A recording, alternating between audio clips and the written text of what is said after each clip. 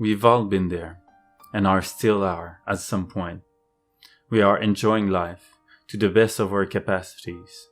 Some days are better than others, but overall, we tend to be contented with life. Even when the situation is not perfect and that we have complaints about it, we are still somewhat satisfied about life. But for most things in life, nothing is in a perfect black or white state. And our existence dwells more than anything in the in-between space of things. We love to be in this state. It's our life, and we are overall happy with it. Like hosting a party, it might have some stress and unexpected challenge, but in the end, we usually are very happy to host the event. As humans, we have a tendency to develop addiction patterns and to dwell in them. We become aware of the negative impact of these addictions when they become bigger and more important in our life. Yet, we like these habits and find it very hard to even desire for them to go away. We all know smoking is a bad health habit, yet most people who smoke do really appreciate their cigarettes.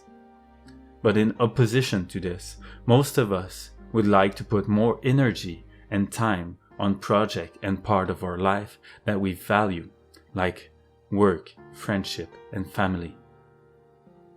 As we only have so much energy and time available in one day, and that one activity always comes to the expense of another, it becomes clear that we all have to make choices about what we decide to prioritize in our life. It's as simple as trying to hold too many things in our hand. Eventually, it becomes too much, and we might end up just dropping everything. If you ever binge watch a Netflix series, you might have a very good experience of this idea. This kind of activities are very interesting, and a lot of time they have great things to teach us about ourselves. Yet, when we are done, we can have a funny feeling inside, like we cheated ourselves. As we play video games, spend a lot of time on our phone, or indulge ourselves in our favorite kind of pleasure, we sometimes know, we feel deep down inside that we have put something very important on hold. These activities seems more of a getaway from ourselves than something that helps us have the life we long for. We pretty much all are familiar with the image of someone that eats too much on a regular basis. This person is usually not very happy with its eating habits, but even if so, he or she does not appear to be able to improve its situation. And the more we feel bad about an undesired behavior, the more likely it is that we dive deeper in them. In that situation, we are a bit like a dog trying to run away from its own tail. And it's a real difficulty because the more tired we get as we try to avoid this tail, the more we are afraid of it, the more it has a negative impact on our life. We'd rather stay in the sun than walk under the rain. But we all know that one cannot go without the other. In order to enjoy the heat of a nice summer day, one has to also experience the rainy days that are essential to life. Even if we'd want to, we cannot even run from the rain. Sure, we can shelter from it, but we still know it's there. The air pressure and humidity are different. The light is not the same, and we actually have to shelter from it. The more we try to avoid the rain, the more present it becomes. Rain isn't simply bad. We just need to get showered from time to time to get reminded of that. Otherwise, we will stay grumpy, sitting inside, feeling trapped in our own house. It's a funny idea too, if we try to picture ourselves sitting in our own home, just being grumpy because of the weather. And of course, we never just stand still, waiting for the rain to stop. But in many perspectives, we very much do.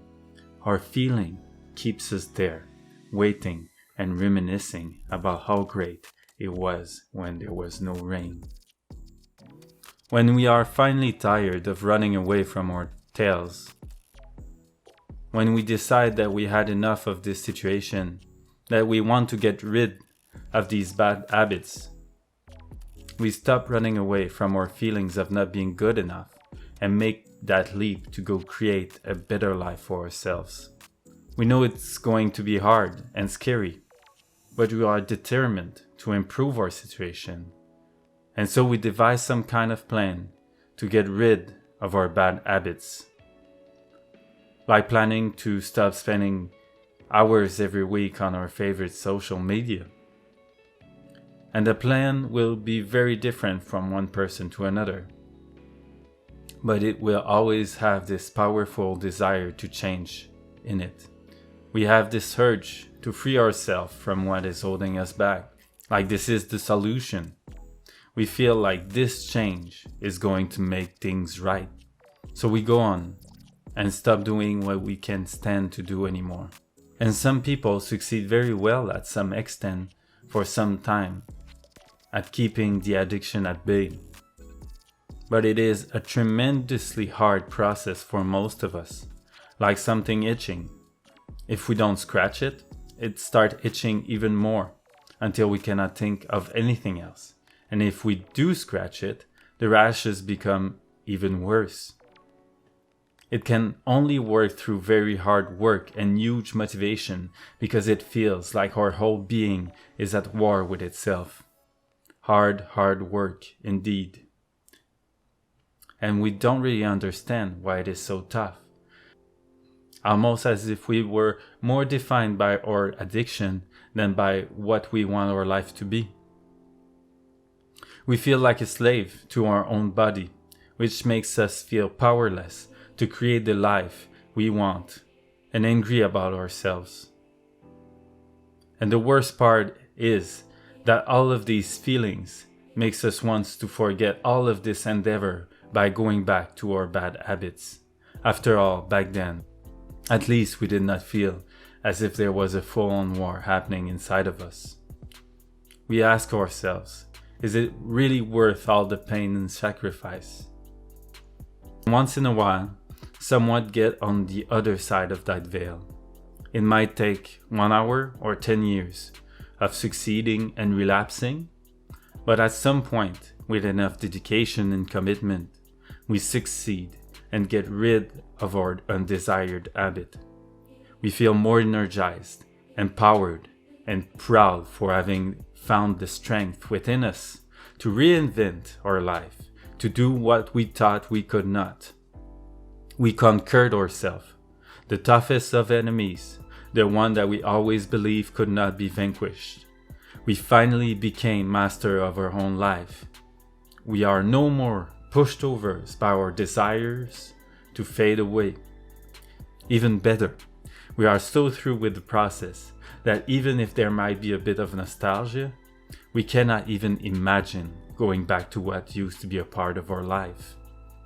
We feel that life can finally be good again, that we are worth being happy, that we are worth enjoying ourselves and playing in life again. But are we really? As time goes by, we start to develop a funny feeling, like we are missing a limb. We are happy with our newfound life, yet we are not really feeling happy. We got rid of what we did not like, but did we find anything we love? If we just stop an unwanted behavior, without a conscious work about what we really want, we find ourselves stuck with the difficulties of not understanding why we developed the addiction in the first place. We are becoming aware of the underlying unease at the root of our addiction, yet we cannot name it, only faintly feel it, like a creeping ghost in disguise. It can be a very difficult task to face this feeling, as if all the hard work we invested ourselves in was only a chimera, an idea or a hope that did not work in the end. Expending all of our free time training for a sport competition only to fail realizing how some of the other competitors are so much better than us. Once again, we feel cheated. We tend to think of ourselves as fools for going through all of this, and we are angry at life for being so difficult and in vain. How can we want and try so much, putting ourselves through pain and suffering, only to see our hopes of a better life being crushed by irony we cannot even understand? It cannot stay that way. The wall will break or the stream will overflow, bringing with it all of what we got rid of, making life so unbearable that we would have no choice but to numb ourselves again. And the reason we have these emotions can have very intricate unconscious reason, which most of us cannot begin to imagine. Like roots hidden by a thick dark layer of ground, but instead of life, the roots seems to bring us pain and suffering. The more we realize how clueless we are, the more despair we feel, and it will continue until a breakthrough happens. Either we will break under the pressure, becoming sour grapes, starting to perceive all as meaningless, doomed to live a cynical life where our deep longings are dried memories that can only be forgotten in order to survive. Or we surrender to what we always resisted, surrendering to what we always feared would bring us doom. We accept to lose control. We surrender to the stream of uncomfortable emotion that wants to be felt, that wants to be expressed. We cannot know what we have to do to make everything right, and so we have to accept the feeling of unease in order to hear what this underground part of us is trying to say. We need to look at ourselves and accept that we hate what we have become. We need to remember that we are not defined by what we did and that this hate is what is keeping us from taking care of ourselves. Getting out of us this idea that we are not good enough and that we need to make amends for our failures. We need to stop identifying ourselves to these addictions and instead reconnecting to what we wish for life to be. To realize that these hopes reflect way more of who we are than the latter. We are more of our desire of making this life great than our fears, sufferings, and feelings of not being enough. By reconciling our vision of ourselves with our dreams, we can create a positive emotion that will help us face the challenge of reinventing our life. Doing so will pave the way for where we want to invest the energy that has been released through the surrendering. I want a happy family, yet I have issues with my parents. We don't need to know the solution for this to work. We only need to start believing that this is possible, welcoming the emotion that comes with this desire. As we believe, we naturally look for all to succeed, and even if it might not be easy, if we stay on track, we find a way. The unconscious reveals itself better through growth and development. As we work on our dreams, we learn about who we are, and through this process, the unconscious naturally and gradually becomes more conscious. Facing our own limitation on the path ahead, we welcome the inspiration that makes us become more of who we know we truly are. It is only when we walk the way that we are allowed to manifest our dreams through courage and openness to the unknown. The hero of a story does not know if he will succeed until he actually do. He only follows his hopes and dreams in order to create the life he desired. It becomes more important to try, even if we can fail, than just surrendering to an abysmal faith. In order for a hero to succeed, he will have to face and defeat its own limitation, or to see all that he loves destroyed. In that sense, we all let the journey define us. Frodo is never going to be the same after he brought the ring to the Mordor. Yet, it is the way that he faced each and every challenge that made him the hero that he is. Facing each and every challenge, he developed a strength that will be forever his to enjoy. But he had to believe in himself first. And sure, it doesn't always have to be as dramatic as Frodo's story. We only need to remember that faced with adversity, believing in the path is way more important than knowing the path.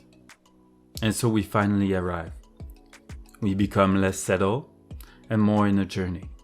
We accept that we are not always as comfortable as we wished, because we have learned to see this for what it is, a part of our unconscious trying to be heard. We appreciate the struggle for the challenge of us getting to know ourselves better, and the good times as the rewards for the traveled path. We don't want to numb the suffering anymore. We feel like taking the time to listen so that it tells us a new story about ourselves. And more importantly, we don't wait to feel perfect to live.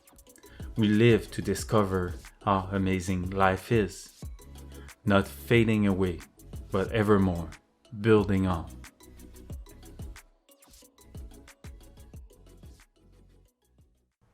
Thank you very much for watching. I hope you liked the video. If you did, consider to leave a thumbs up. It's always nice to know when the work is appreciated. And aside from that, see you in the next video. Have a good day.